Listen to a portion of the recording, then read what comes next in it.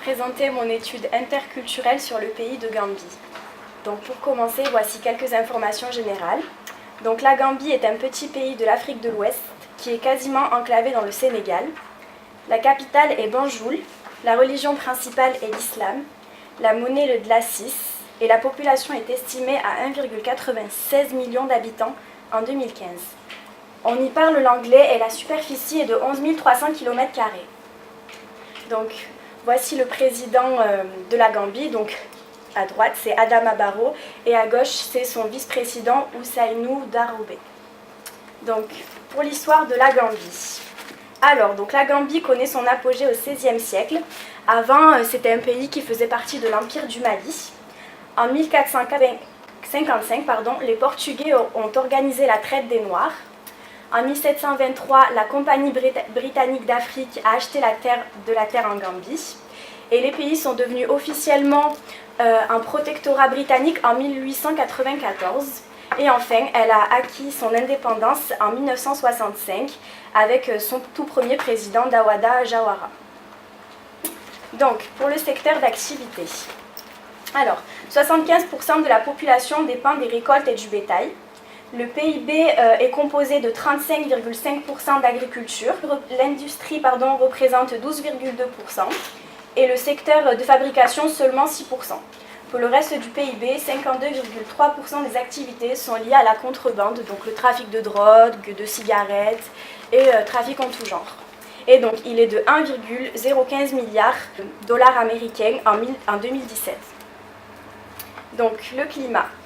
Donc en Gambie, le climat est tropical avec une saison chaude et une saison pluvieuse. Les précipitations ont lieu de juin à novembre et les saisons fraîches de décembre à mai. Le climat est semblable à celui du Sénégal. Donc pour la gastronomie, le riz représente l'aliment de base.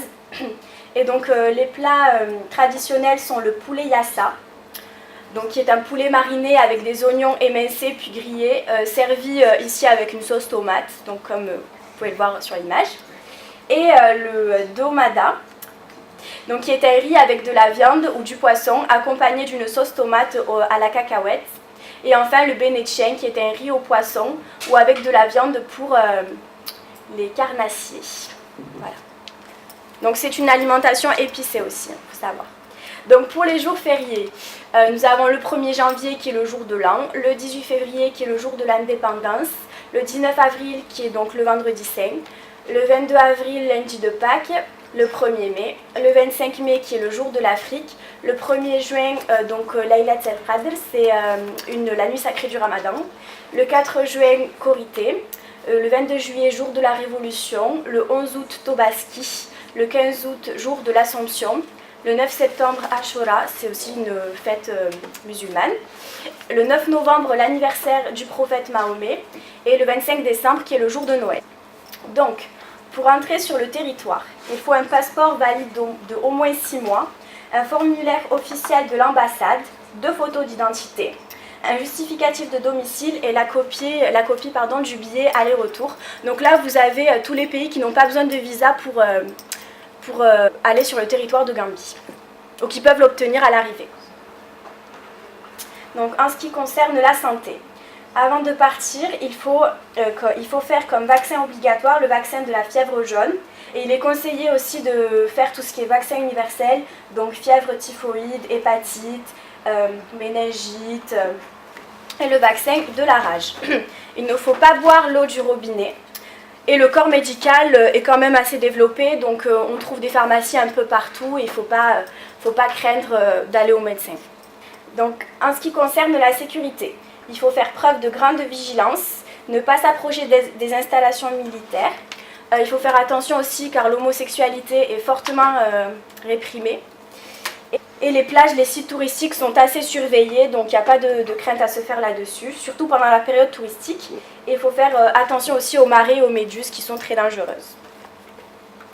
Donc voici quelques éléments culturels pour l'année 2019.